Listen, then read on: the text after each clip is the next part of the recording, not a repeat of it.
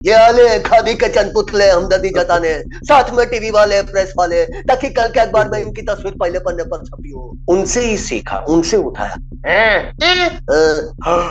कौन सी? Back throat, ऊपर वाली आवाज है, पतली ए आ। गुरु और भोले को मैं सबक सिखाऊंगा, ऐसा बेसुरा गाऊंगा, सुरताल नगर के कान फाड़ दूंगा। સર વોઇસ ઓવર પર ચર્ચામાં આપનું હાર્દિક સ્વાગત. થેન્ક યુ મારા ભાઈ. સવાલ જ નથી કે આપણે ભેગા થઈને આ વિશે વાત ન કરીએ. So welcome to another episode of Voice Over Per Charcha. In this very special episode, we have a legendary voice artist, a voice actor, a voice coach. I can say an award-winning voice actor, the winner of India Voice Fest 2019, 20, 21, 22, And also 2023. the voice of Jaggu Bandar, Squid Game, and last but not the least, the official Hindi voice of Harry Potter, and the list is too big. So to my viewers, to my listeners, to my subscribers, it's a great honor, it's a pride, it's a privilege to have the one and only voice actor Rajesh Kawa on Voice Over पर चर्चा. So sir, आपका बहुत स्वागत है Voice Over पर चर्चा में. Thank you so much. पहले तो हर्ष, इतनी तारीफ करने के लिए. बाकी मैं एक आम इंसान हूँ, कलाकार हूँ, दैट्स इट. बस तारीफ क्या सर, मैं कम कर पाया. वो तो लिस्ट इतनी बड़ी है, मैं जितना शॉर्ट करके बता सकता था बता दिया मैंने. थैंक यू सो मच मेरे भाई. पहले तो शुक्रिया अदा करना चाहता हूँ आपका और आपके इस प्लेटफॉर्म पे बुलाने के लिए. देर आए दुरुस्त आए, कब से बातें चल रही थी, लेकिन हाँ आना तो था. और सर एनीवे सर, आपका वैसे स्वागत दो तरीके से बनता है. एक तो हिंदी में हुआ था, दूसरा मैं करना ही चाहूंगा सर वॉइस ओवर पर चर्चा में आपનું हार्दिक स्वागत. થેન્ક યુ મારા ભાઈ. સવાલ જ નથી કે આપણે ભેગા થઈને આ વિશે વાત ન કરીએ. તો આજે આ મોકો મળ્યો છે તો શરૂઆત કરીએ. बिल्कुल सर, बिल्कुल. मतलब मैं एक सौभाग्य सर से मैं दो तरीके से वार्तालाप करता हूँ, हिंदी में, गुजराती में, और आज बहुत बड़ा सौभाग्य. आज में अलग ही एक्साइटमेंट है सर, आज अलग ही लेवल की एक्साइटमेंट है. तो सर सबसे पहले regarding your voicing journey and everything, जितना मैं आपके बारे में जानता हूँ, so I will start from here. If I am not wrong, आपकी शुरुआत गुजराती थिएटर से हुई थी, राइट? करेक्ट. गुजराती थिएटर से एक्टिंग से हुई थी. फिर ये वॉइसिंग का सफर कैसे शुरू हुआ? Over to you sir. Yes, ये बहुत इंटरेस्टिंग है. पहले तो कॉलेज में, इंटर कॉलेज जो ड्रामा करते हैं, तो कंपटीशन ड्रामा, वहां से कमर्शियल प्ले, गुजराती थिएटर काफी रिच है. मुंबई में काफी शोज होते हैं, काफी चीजें. तो नाटक, गुजराती नाटक. फिर एक रैंडम कॉल कि डबिंग करेंगे आप, डबिंग आती है? तो डबिंग का डब ही पता नहीं था. तो उसके बारे में थोड़ी चीजें जान के, थोड़ा जल्दी पहुंच के चीजें देखने के बाद, पहला ही जो था ऑडिशन वो रिजेक्ट, सुपर फ्लॉप. तो वो जो था अलादीन के लिए ऑडिशन था वो, और वो एनिमेटेड सीरीज उसके लिए था, और गुजराती वर्जन. ओके. तो तभी मैं गुजराती थिएटर करता था, गुजराती सीरियल सब कुछ करता था. तो जब रिजेक्ट हुआ ना, तो एक झटका लगा. वाला ऐसे कैसे अशक्य है, એટલે આ મને કેમ આવડ્યું નહીં કે હું ક્યાં ખોટો ઉતર્યો, वैसी वाली फीलिंग है. तो हाँ, तो फिर समझ में आया कि नहीं, टेक्निकलिटीज बहुत मायने रखती, language, acting and many more things, बहुत सारी चीजें. तो उसके बाद छोटी चीजें सीखना शुरू की. गुजराती में छोटे डबिंग, गुजराती में बड़े डबिंग, हिंदी में क्राउड डबिंग, वो जो जय वहां से शुरू किया था, वो क्राउड करने लगा. उसके बाद धीरे किरदार. तो मैं कह सकता हूँ कि मुझे पहला काइंड ऑफ हीरो कैरेक्टर 2002 में एक सीरीज में मिला, Beyblade. 2002 popular show for cartoon network, I think cartoon network. उसमें सेकंड लीड में था रे. आई वाज प्लेइंग रे. और सेम शो में मैं प्ले कर रहा था एक नेगेटिव जोन का विलन जो था क्योया, वो भी मैं प्ले कर रहा था.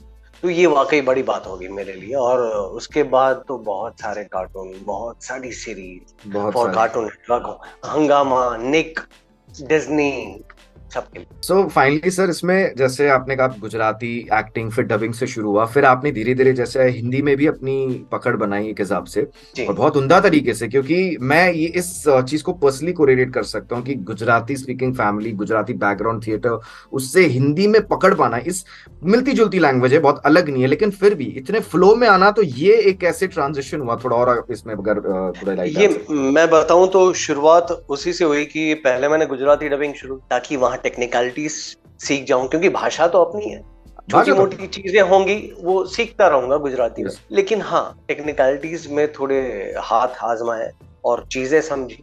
लेकिन हाँ, मैं आपको बहुत इंटरेस्टिंग बात बताता हूँ टेक्निकलिटीज। मतलब टेक्निकलिटीज तो एक तो चलिए, ये हाथ में स्क्रिप्ट है, सामने वीडियो है, कान में हेडफोन है, सामने माइक है, परफॉर्म करना, परफॉर्म ये बेसिक टेक्निकल। लेकिन इसको बहुत मतलब प्रो मैक्स वाली चीज आपको कैसे बताऊं मैं, कि मैं बात कर रहा हूँ 98 की। तभी ये जो प्रो टूल्स, न्यूएंडो, वो नहीं था कि आप कहीं नहीं भी सब बोल था, डालो ये सब साउंड कुछ नहीं था, इंजीनियर साहब सिंक कर लेंगे, ये नहीं था। नहीं था तब। रॉक एंड रोल, यानी कि सीधा प्रिंट जो होती है, पट्टियां, वो टेप, उस पे टेक होता था, रिकॉर्ड होता था। मतलब उस सीन में जितने किरदार हैं, एक्टर हैं, वो सब साथ में है। पूरा सीन साथ में होता है। किसी ने एक ने फंबल किया तो take it from the top, पूरा रिटेक होगा, क्योंकि फाइनल प्रिंट पे छप रहा है, वो सीधा हो रहा है प्रिंट। True true true. उसके बाद आया लो बैंड, वो एक इतनी बड़ी कैसेट आती थी, उसके साथ वो लॉक करते थे, इन आउट सिंक होता। मतलब मैं आपको कैसे बताऊं टेक्निकलिटीज की, उसमें सिर्फ दो ही मैं ट्रैक होते कोरिलेट थे, कर पा रहा हूँ, 2 ही ट्रैक होते थे। और उसी में और उसी एपिसोड में या उसी फिल्म के 4-5 उनको वो ऐसे कैसेट बनाने पड़ते थे। इसमें 2 ट्रैक, उसमें 2 ट्रैक, उसमें 2 ट्रैक, 6-8 ट्रैक बना के सारे आर्टिस्ट डब करा के फिर वो लोग मिक्स करते थे। तो वो लो बैंड, उसके बाद हाई बैंड, उसके बाद हाई 8, इतनी एक कैसेट आती थी, उसमें 8 ट्रैक थे। ऑडियो कैसेट जैसी कैसेट, वो लॉक होता था, लिंक होता था बीटा कैसेट के साथ। तो वो भी एक बहुत ही भयंकर चीज थी। बहुत ही, उसमें साउंड इंजीनियर जो होते हैं बहुत ही मजेदार चाहिए होते थे, क्योंकि उसमें सटक इन ऐसे दबाना पड़ता था, ऐसे आउट। अगर आउट दबाने में लेट हो गया तो किसी और का लाइन जो उसमें है वो कट जाएगा, वो कट जाएगा। एक ऊपर बीजू रिकॉर्ड था ये शेयर। करेक्ट। तो वो हाई बैंड के बाद आया भाई न्यूएंडो, प्रो टूल्स और ये प्रकार की ये चीजें, टेक्निकलिटी सीखता रहा। उसके साथ मुझे पहला हिंदी एपिसोड, एक सिंगल एपिसोड मिला था कैरेक्टर के तौर पे। वो था, शो था निक का, शो था निकलोडियन का, कीनन एंड केल नाम का शो था। उसमें एक सिंगल एपिसोड में एक किरदार आता है, वो किरदार के लिए मुझे बुलाया गया था, पहला हिंदी मेरा। और वो मैन ऑफ द ईयर वो कौन सा था साल? 2001 होगा, वो 2001 के आसपास, या ओके। क्योंकि 2 में जो पहला मुझे मिल गया था वो बड़ा शो बेब्लेड 2 में मिला, तो ये 2001 के आसपास। तो 2001 में ये जो किया, और मुझे ये बुलाया था अनीता जी ने, अनीता डिकोस्टा, बहुत ही उम्दा इंसान, उम्दा डायरेक्टर। तो उसके बाद मैं बेब्लेड मैंने किया, हीरो या विलन, लेकिन उसके बाद मैं जो भी हिंदी काम करता था, मुझे मेरे डायरेक्टर्स ने काफी सिखाया। काफी अलग अलग डायरेक्टर्स जिनके साथ मैंने काम किया, कई लोगों ने सिखाया। अरे नहीं राजू, ऐसे नहीं, राजेश, अरे कावा, ये ऐसे नहीं, ऐसे होता है, ऐसे। तो क्योंकि परफॉर्मेंस में एक तरह से देखा जाए तो पकड़ आ गई। क्योंकि थिएटर बैकग्राउंड, अपना थिएटर, और साथ ही इंटर कॉलेज कंपटीशन के 3 साल और कमर्शियल थिएटर, तो एक्सपेरिमेंट करने का एक स्वभाव, प्रकार की चीजों को कुरेद कर देखने का, खाने का, हर किरदार को। तो इस हिसाब से देखा जाए तो परफॉर्मर के तौर पर मैं थोड़ा ठीक ठाक, मतलब देखा जाए तो उसमें भी मैंने अपने आप को संवारने की कोशिश की सालों तक, आज भी कर रहा हूँ। लेकिन हाँ, तो परफॉर्मर ठीक था, इसलिए डायरेक्टर हाँ अरे लैंग्वेज चल ठीक है, वो कर लेंगे तो करा लेंगे। तो कहीं बाकी मैं पूरी कोशिश करता था कि सही आऊं। तो हर भाषा की अपनी होती है, जो होती है छाप होती है, चाहे मराठी, पंजाबी, साउथ इंडियन, बंगाली, गुजराती, सबकी होती है। तो वो है, अगर हिंदी में उसकी झलक आ रही है तो आपको वो समझ होनी चाहिए कि कभी लानी है वो झलक, कभी नहीं लानी है। कभी अगर नहीं लानी। डायरेक्टर्स डिमांड है, अगर वो किरदार आपका डिमांड कर रहा है तो लानी है। कौन सी? अच्छा गुजराती करो, अच्छा उसमें मराठी एक्सेंट चाहिए, अच्छा साउथ इंडियन एक्सेंट चाहिए, तो ठीक। लेकिन ऐसे साफ हिंदी आपकी होनी चाहिए वॉइस साफ एक्टर के। बिल्कुल से, मतलब जैसे ये रीजनल टच है, मतलब एक समझ होनी चाहिए। अगर अगर हिंदी है, अगर कोई जैसे साउथ इंडियन हिंदी बोल रहा है, गुजराती हिंदी बोल रहा जी, है, तो वो वहां पे तो कैरेक्टर टू कैरेक्टर डिपेंड करता है of course. Correct correct correct. Hmm. वो रिमोट आपके हाथ में होना चाहिए। हाँ, कब स्विच चाहिए कर दें। आपको, चाहिए कौन सा चाहिए? ये नहीं चाहिए ये, अच्छा वो चाहिए बंगाली मिक्स हिंदी, ओके मैं आपकी वो किरदार तैयारी में है। आना उससे होना चाहिए। हाँ और बाकी sir, coming on the dubbing and the acting process, अब आपके तो सर फैमिली में ही एक हिसाब से पूरा ना पावर हाउस ऑफ टैलेंट, मतलब आपके बड़े भाई हो गए, इवन योर वाइफ ऑल्सो। आपकी तो मैं जिक्र करना चाहूंगा अपने एपिसोड में, आपकी 6 साल, if I am not wrong, 6-7 years daughter you have, and उनका हाँ, भी वो 6th में पढ़ती हैं, वो हैं 11 साल की बेटी 11 साल की, मेरी। 11 साल की, ओके सॉरी, 11 साल। और उनका भी कोई शायद शो बीच में, if I am not wrong, fever में, शायद आप उसका अगर थोड़ा जिक्र कर सकते हैं, फीवर 104। हाँ हाँ, मेरी बेटी तभी मेरे ख्याल से छोटी थी, 5 साल की होगी जब वो। तब उस टाइम पे, ओके। हाँ, वो पहला शो उनका ऑडियो का पहला काम, हालांकि वो उससे भी छोटी थी तभी एक ये रिश्ता क्या कहलाता है के लिए उन्होंने डब कर लिया था, शायद 2.5-3 साल की 2.5-3 तभी। साल में। हाँ, जब वो तोतला सा बोल देते हैं वो वाला, तो ये रिश्ता क्या कहलाता के लिए उसमें एक छोटा सा बच्चा था, उसके लिए कुछ 3-4 एपिसोड की डिमांड थी, तो वो उसमें किया था। लेकिन हाँ, वॉइस एक्टर के तौर पे मेरी बेटी वेनेसा का पहला काम जो वो फीवर 104 FM HT मीडिया का, और शो बजरंगी, बजरंगी, जय यस। बजरंगी या बजरंगी, ऐसा नाम भूल गया, उसमें सॉरी शायद मैं। Sunil Shetty, if I M तो नॉट रॉन्ग। हाँ, तो उसमें बजरंगी मतलब हनुमान जी, हनुमान जी का किरदार प्ले कर रहे थे सुनील शेट्टी सर। तो उसमें डेफिनेटली हनुमान जी हैं, तो वो रामायण मतलब राम लक्ष्मण भी किरदार सब जुड़े थे। उस शो में मैं राम प्ले कर रहा था, ओके, ऑडियो के लिए हो यस। रहा था। और उसमें एक ऐसा कुछ एक सीन था जिसमें बाल राम मतलब छोटे राम दिखाया गया, तो उसके लिए वेनेसा को कास्ट किया गया था। और सुनील शेट्टी ने खुद साथ में उन्होंने रिकॉर्ड किया, सुनील शेट्टी ने खुद गोद में बिठाया और रिकॉर्ड किया था। Lovely lovely. तो वो कमाल था वो सीन। तो उसके बाद काफी किया उन्होंने, नेटफ्लिक्स के काफी शोज किए, काफी फिल्में की, थिएटर रिलीज फिल्म की उन्होंने, काफी 2-3 फिल्में की। पेट 2 जो थी शायद वो भी की, टॉय स्टोरी भी की थी। और अभी कुछ एक अच्छा शो है बिंग नाम का शो, वो भी कर रही हैं। तो चुनिंदा काम वो भी कर। बड़ी बात है सर, इतनी कम उम्र में। और साथ में of course I can say genetic एक अलग बात है, जीन पे तो चीज आई है, बट अपनी अब मेहनत है और इतने इस तरह से शोज कर रहे हैं, बहुत बड़ी बात है सर, कम उम्र में। यस, वो बहुत अलग ही किस्म के आर्टिस्ट है, वो मेहनती है। क्योंकि लॉकडाउन में बहुत काम किया जब घर पे होम सेटअप से। तो नेटफ्लिक्स की एक फिल्म थी फादरहुड, केविन हार्ट उसमें है। तो फादरहुड, पापा केविन हार्ट और बेटी एक एक्ट्रेस, जो तो बेटी को डब किया मेरी बच्ची ने, मेरी बेटी ने। Okay, nice nice. और पापा को डब किया था साहिल वैद ने, जो एक्टर भी हैं और अच्छा आर्टिस्ट। तो वो घर से किया था लॉकडाउन नेटफ्लिक्स के लिए। तो मैं जब डब करवा रहा था मेरी बेटी से केविन हार्ट वाली film Fatherhood, mind blowing scene थे एक्टिंग वाले। तो मैं बोलता था तो उनको रेप्लिका मतलब कॉपी करना है, सीधा बोलना है कि नहीं ऐसा नहीं हो सकता पापा, मुझे माँ के पास जाना है। तो वो उनका कुछ इंटोनेशन अलग होता था, कॉपी हर बार नहीं करती। नहीं मुझे, हाँ नहीं ऐसा नहीं हो सकता पापा, मुझे माँ के पास जाना है। उनका थोड़ा अलग कुछ होता था, जो अपना अपने एक अंदाज, अपना एक जो कह तो सकते हैं वो अपना कमाल, वो एक इनबिल्ट वो क्वालिटी उनकी कलाकार वाली, वो काम कर जाती। And sir, if I am not wrong, of course your wife is also into acting, Gujarati theatre मैंने काफी। यस, हाँ उन्होंने काफी गुजराती प्लेस किए हैं, गुजराती सीरियल उन्होंने की, हिंदी सीरियल वो बालवीर जो एक बड़ी फ्रेंचाइजी है, सब टीवी का शो। तो उसमें बालवीर में आर पार परी वो थी। और ये लास्ट जो सीजन गया 3rd सीजन, उसमें बालवीर की भाभी वो थी। और बालवीर काफी कर चुकी हूँ। और उसके अलावा भी काफी शोज किए हैं उन्होंने। अभी कोई कुछ नया भी आ रहा है दिसंबर नाम से, if I am not wrong, मैंने अभी एक 31 दिसंबर उनकी गुजराती फिल्म रिलीज हो रही है, उनकी पहली फिल्म गुजराती फिल्म, जो अभी रिलीज डेट अनाउंस नहीं हुआ है, लेकिन मेरे ख्याल से वो जनवरी फरवरी के आसपास रिलीज मैंने होगी। कुछ प्रोमो जियो, पोस्टर देखा था, इंस्टाग्राम में देखा था मैंने। हाँ, संजय गोरडिया है और बाकी काफी कलाकार हैं, और वो शायद जियो जियो सिनेमा रिलीज कर रहे हैं। तो सर मेरी तरफ से अभी से all the best, congratulations end of course all the best उसके लिए, तो थैंक यू, जरूर आप थैंक यू कन्वे भाई, करिएगा।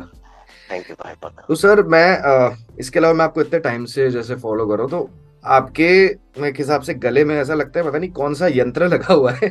आप इतनी तरह तरह की आवाजें, और थोड़ा आप आपको इस पॉडकास्ट में कैसा फील हो रहा है, अलग अलग कैरेक्टर्स अगर आप थोड़ा बता सकते हैं। इतनी मॉड्यूलेशन मैंने बहुत रेयरली देखने को मिलती है। मतलब होता है ना जैसे आपकी आवाज में एक तरह का सॉफ्टवेयर लगा हुआ है जो आप अलग अलग मतलब जानवरों की, कीड़ों मकोड़ों की, और ये मतलब अलग ही रेंज है इस चीज की। हाँ, मतलब जब शुरुआत हुई थी, जब हम डब कर रहे थे, तब ओरिजिनल शोज नहीं थे। ओरिजिनल मतलब ये अभी छोटा भीम, मोटू पतलू, गट्टू बट्टू, है ना, ये सारे जो शोज हैं अभी, सिंघम, लिटिल सिंह, जो इंडियन एनिमेशन, वो नहीं थे। मतलब वो मैं बात लिपसिंग के कर, साथ नहीं होते, ये वॉइस एक्टिंग के साथ होते, correct if I am not wrong? हाँ, वॉइस एक्टिंग के साथ वॉइस होता के है। साथ पहले ऑडियो रिकॉर्ड होता है, उस पर से एनिमेशन बनता है, एनिमेशन बनता है, यस। तो हमने शुरू किया तभी वो नहीं था। तब वो तो नहीं। हमने ज्यादातर डब किया कार्टून नेटवर्क, पोगो, हंगामा, डिज्नी, जो भी चैनल थे सबके लिए। तो क्या डब किया हमने? सब American show, European show, world wide, Chinese, Japanese show, वो सब डब किए। वो बाप कलाकार, वॉइस एक्टर्स एंड एक्टर्स काफी वक्त देते हैं एक शो, एक सीजन को बहुत वक्त देते हैं, इत्मीनान से काम करते हैं। तो उस लेवल का काम जो हमने सुना है, मैंने जो डब किया, मैंने 2001-2 के आसपास से हिंदी काम शुरू किया, गुजराती 99 से कर दिया था। तो जितना हिंदी सुना, इंग्लिश जो सुना, और जापानीज सुना, कोरियन, उस लेवल का वो सब सुना है मेरे भाई हर्ष, वो परफॉर्मेंस। तो मैं सोचता था कि जीवन में ये मास्टर है, ये इंग्लिश है तो ये मास्टर, ये जापानीज है मास्टर लैंग्वेज, उसके बाद वो लैंग्वेजेस होती।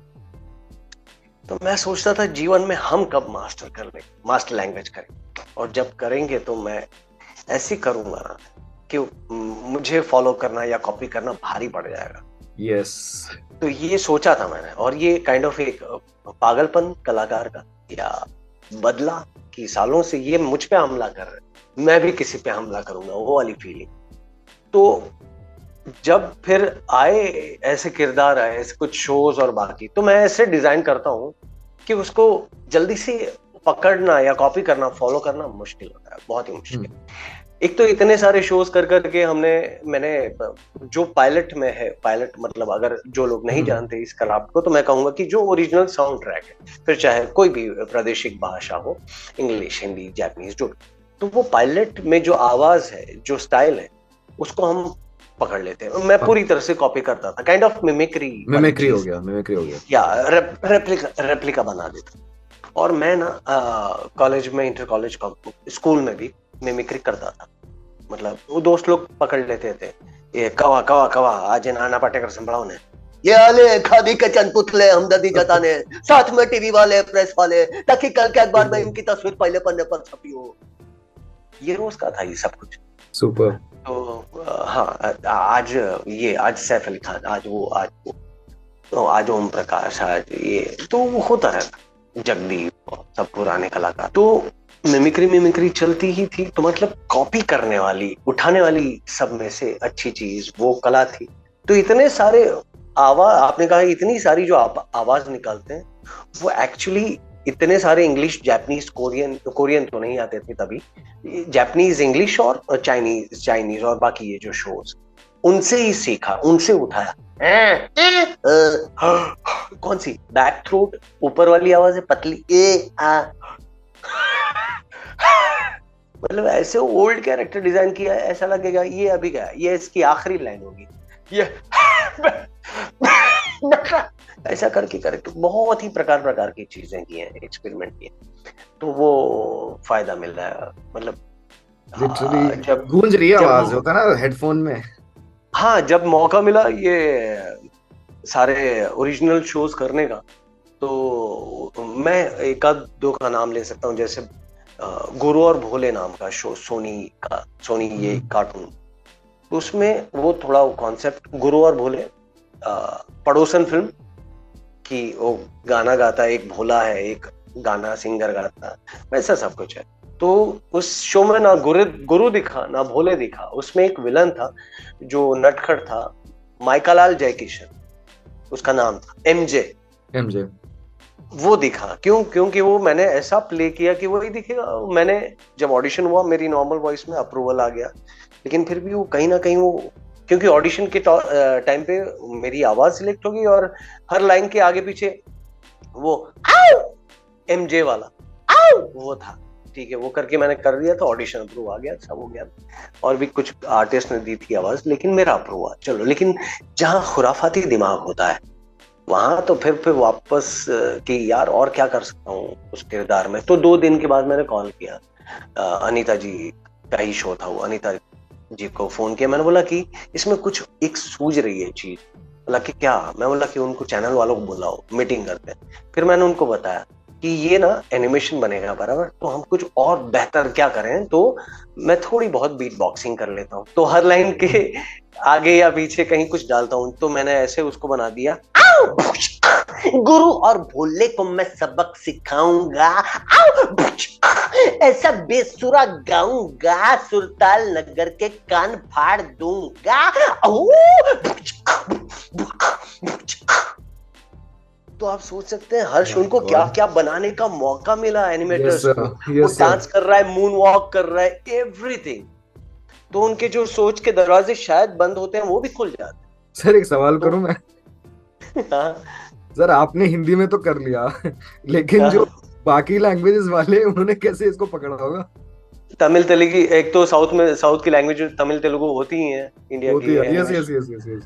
तो वो तो गाली देते होंगे, पता नहीं है। मैंने सुना है जहां तक कि वो उनको बीट बॉक्सिंग नहीं आती तो वो पूछा पूछा पूछ ऐसा कर डाला होगा, हाँ पूछा हाँ पूछा हाँ।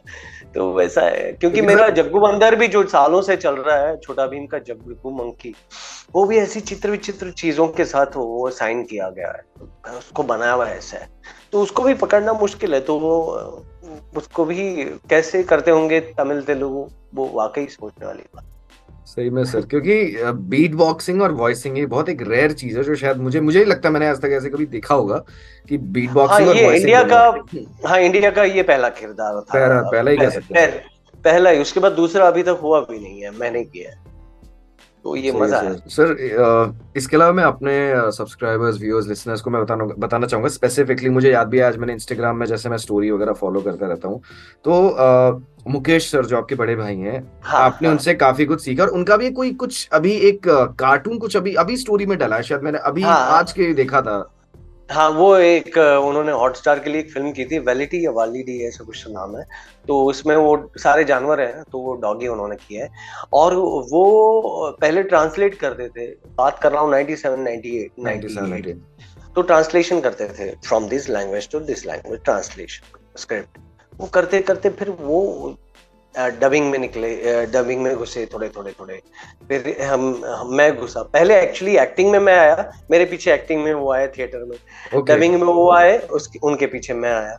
और उन्होंने फिर वो टेलीविजन सीरियल जो है स्टार प्लस, सोनी, जी, कलर्स, जो भी डेली सोप वाले शोज, उनके लिए उसमें जो किरदार आते हैं, एपिसोडिक किरदार, doctor, police, lawyer kind of, या फिर रिकैप, तो उनकी वो मोनोपोली है, उनके लिए वो सालों से डब करते हैं।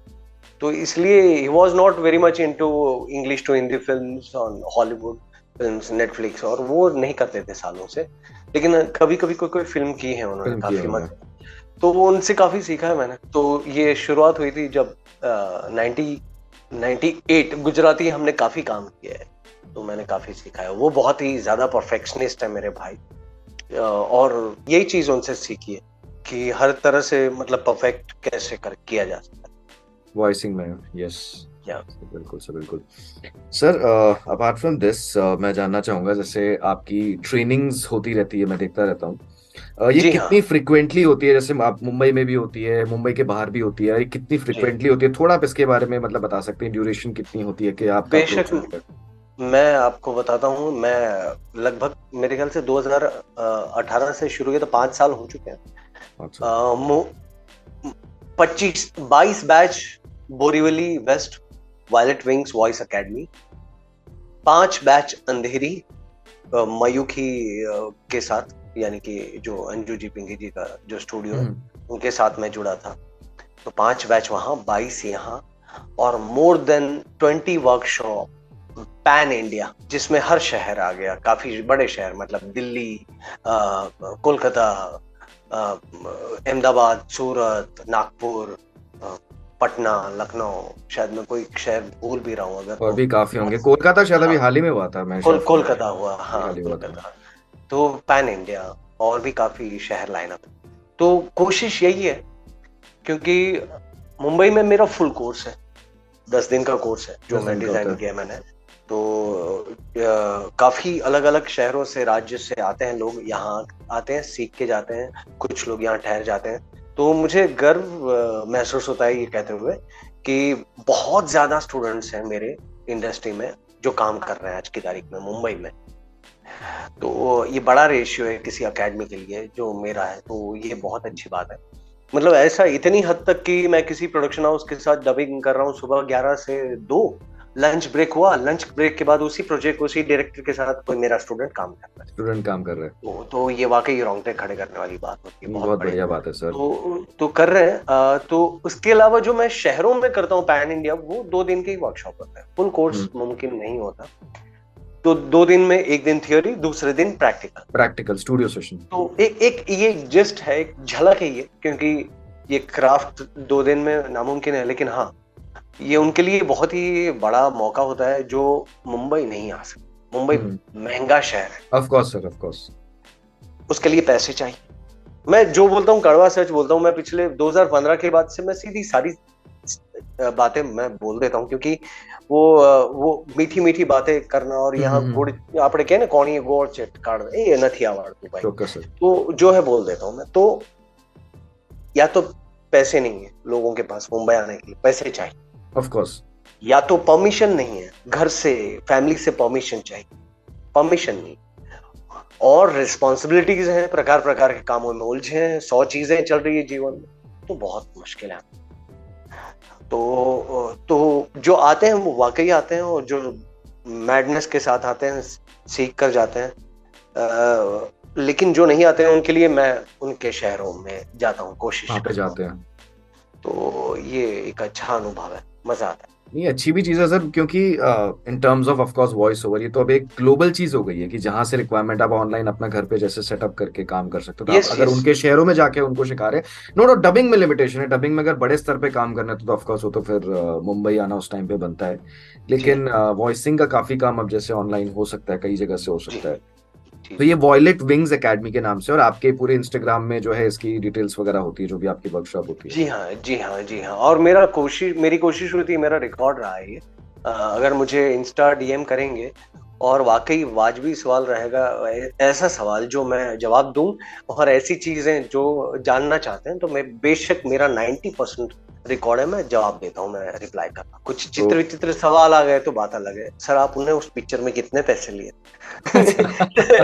सर आपने वो पिक्चर कैसे, किसके पास से, तो वो लॉजिक नहीं बनता, क्योंकि इंडस्ट्री बहुत अलग तरह की इंडस्ट्री है। बिल्कुल सर। अभी पैसों की बात निकली तो मैं ये बात भी छेड़ूंगा कि यहाँ कोई रेट कार्ड नहीं है हमारी इंडस्ट्री। तो यहाँ क्या होता है कि आप अपने तजुर्बे, एक्सपीरियंस, अपनी कलाकारी, अपनी एक्सपर्टीज, इन सारी चीजों को मद्देनजर रखते हुए म्यूचुअल अंडरस्टैंडिंग के साथ जो प्रोड्यूसर्स हैं, वेंडर्स हैं, उनके साथ बात करके पैसे तय करके काम कर सकते। तो इसमें तो कोई सीनियरिटी, आपका क्राफ्ट, आपका तजुर्बा, ये सब डिसाइड करता है। यस बिल्कुल सर। मैं एक और चीज अपने व्यूअर्स, सब्सक्राइबर्स को, लिसनर्स को बताना चाहूंगा। 2019 साल की बात है सर, उस टाइम पे नवंबर में आए थे दिल्ली में, और मैं उस टाइम पे वॉइसिंग जो है, मैं पहले दिल्ली में रहता था, तो मैं शिफ्ट हो गया हूँ, तो मैं I was into corporate training और उन सब चीजों में था मैं। तो मुझे पता चला कि एक दिन का वर्कशॉप है, मुझे पता चला कि राजेश सर आ रहे हैं, तो मैंने कुछ भी करके मैं सोचा यार आज चलो मैं काम जल्दी खत्म कर दूंगा, मैं सर से जाके मिलूंगा। और सर उसमें मुझे अभी भी याद है, मैं जब अंदर गया था, आपने हल्का सा, जैसे युवा है सोनल कौशल वजरा, आपने जैसे साउंड इंजीनियर बैठे हुए थे, हल्का सा आपके मुंह से निकला यार कि यार आवाज तो अच्छी है। अब मुझे भी पता है सर, आवाज अच्छा होना तो छोटा सा एक वो है, बट आपके मुंह से वो चीज सुनना मेरे लिए इतनी बड़ी बात थी कि यार अब चलो आप इंडिया हिंदुस्तान के इतने दिग्गज डबिंग आर्टिस्ट कह रहे कि यार करना चाहिए इसमें काम, वो दिन की बात है। मैं नहीं कहूंगा मैंने एकदम अपनी I quit my job and I started voice over full time, but उसके बाद 2019, उसके बाद तो लॉकडाउन लग गया था, जी 2020 से ये मेरा फुल टाइम प्रोफेशन बन गया। वाह वाह so sir, finally sir, it was great to have you on this podcast, और बहुत ही बढ़िया, मतलब अलग ही फीलिंग आ रही है कि इतने समय बाद ये, मतलब जब से सोच रखा था वो आपका, आप बीच में बिजी थे, मेरा भी ट्रैवलिंग था काफी, बट आज फाइनली एपिसोड हो रहा है और मतलब खुशी का ठिकाना नहीं है, मतलब मैं क्या बोलूं सर। नहीं नहीं, मुझे भी अच्छा लगा। आई एम सो सॉरी, मैंने आपको काफी अरे इंतजार नहीं करवाया। सर, सब वर्थ है सर, वेट वर्थ है, आपके साथ एपिसोड हो रहा है तो वो इंतजार जितना लंबा होता है उतनी एक्साइटमेंट भी ज्यादा होती है। क्योंकि क्या होता है कई बार कि हम जो सोचते हैं तभी वो चीजें होती नहीं है, अचानक से प्लान कर लो तो हो जाता है। आई कैन क्योंकि अंडरस्टैंड 100 चीजें हैं, वो ये बकायदा ही वो जो वो ये जो स्पेशल इफेक्ट में कैसे वो एक एक जानवर है, यहाँ से उसका एक हाथ निकला, यहाँ निकला थी, वैसी ये जिंदगी वो है, मतलब ये जीवन ही वो, कि आपको कहाँ से क्या, कौन से काम कहाँ जा रहे हैं, कौन सा काम निकल जाए, क्या आप कर रहे हैं, आपको ही पता नहीं होता कई बार। ये होता है। तो और सर खास इसलिए करके आप जैसे, और मुंबई में डबिंग में फ्रीलांसिंग में इट्स वेरी अनप्रिडिक्टेबल, जो स्केड्यूल या होता है ना, आज आपने प्लान किया हुआ और अचानक फोन आ गया, तो I can completely correlate that. जी जी जी। और मैं मेरे जैसे थोड़े होते हैं विचित्र इंसान, तो मैं 100 चीजें करता हूँ साथ में, बहुत सारी चीजें मेरी चलती हैं डबिंग के साथ, एकेडमी के साथ, कुछ क्रिएटिविटी के साथ मेरे, और कुछ मेरे कमिटमेंट हैं वे छोटे मोटे दूसरी चीजों के, उसके साथ 100 चीजें। ये तो बिल्कुल थोड़ा सर, अब अपना एक अच्छी चीज है डाइवर्सिफाई होना, एक आर्टिस्ट के अलावा इतनी सारी चीजें आप करते हैं साथ में, बिल्कुल सही है sir. Thank you. So finally thanks a lot sir, और हम जल्द इस तरह ये ऐसी चर्चा है जो मतलब होता है ना, चलती रहे बस। आज आपका, आपके साथ अभी लास्ट एपिसोड मेरा संकेत सर के साथ था, सौभाग्य आज मेरा आपके साथ इस तरह से मुखातिब हुआ, आज यहाँ पे हम बात कर रहे हैं, बातचीत कर रहे हैं, वाह वाह वाह वाह। बहुत नहीं, ही। आप बहुत बढ़िया काम कर रहे हैं, आपके जरिए वॉइस इंडस्ट्री और यहाँ के जो कलाकार हैं लोगों तक पहुंचे, ये सबसे बड़ी बात है। और मैं तो चाहता ही हूँ कि इस क्राफ्ट को कोने कोने तक ले जाऊं, क्योंकि मुझे 24 साल हो गए और डबिंग करते करते, अगर 99 2000 की बात करूं तो हाँ, 2 दशक से तो ज्यादा होगा आपको। तो ये अभी अगले साल 25 साल हो जाएंगे सिल्वर जुबली। तो मेरी यही दिली तमन्ना, पागलपन है कि इस क्राफ्ट को मैं जितना हो सकता है लोगों तक पहुंचाऊं। कई लोग ये जानते नहीं, आज भी अंडररेटेड क्राफ्ट है, तो इसलिए कोशिश यही है कि ये पे बैक टाइम है भाई मेरा। इस क्राफ्ट ने, इस इंडस्ट्री ने काफी कुछ दिया है मेरा मुझे, तो सब अपने अपने सिरे से करते होंगे, मैं अपने सिरे से कर रहा हूँ कुछ अपनी इच्छा से। तो ये पे बैक टाइम है कि इस क्राफ्ट को लोगों तक, इसलिए मैं ये हर एक जगह मैंने कहा है, अपने टेड टॉक में, दोनों टेड टॉक में, अपने जोश टॉक में, या जहां भी ऐसे प्लेटफॉर्म पर गया हूँ जहां लोगों तक बात पहुंच, तो यही कोशिश की कि लोग इस क्राफ्ट को जाने, क्योंकि ये हर आम इंसान की जिंदगी का, हर रोज का, रोजमर्रा का हिस्सा है, लेकिन लोगों को पता नहीं कि पता नहीं, अवेयरनेस नहीं इतनी। कौन है कलाकार है, कि क्या होता है। बिल्कुल सर, और last but not the least sir, silver jubilee आपने कहा 25 साल, तो सर आपकी पार्टी ड्यूएस में मुंबई आके मैं पक्का लूंगा। यस भाई, यस। नहीं ભાઈ, મળીએ, જલ્દી મળીએ, મારું અમદાવાદ આવવાનું થશે તો મળીશું. ચોક્કસ સર, તમને આવવાનું છે અહીંયા જ્યારે પણ તમારું અમદાવાદ આવવાનું થાય. યસ યસ, બિલકુલ સર, બિલકુલ.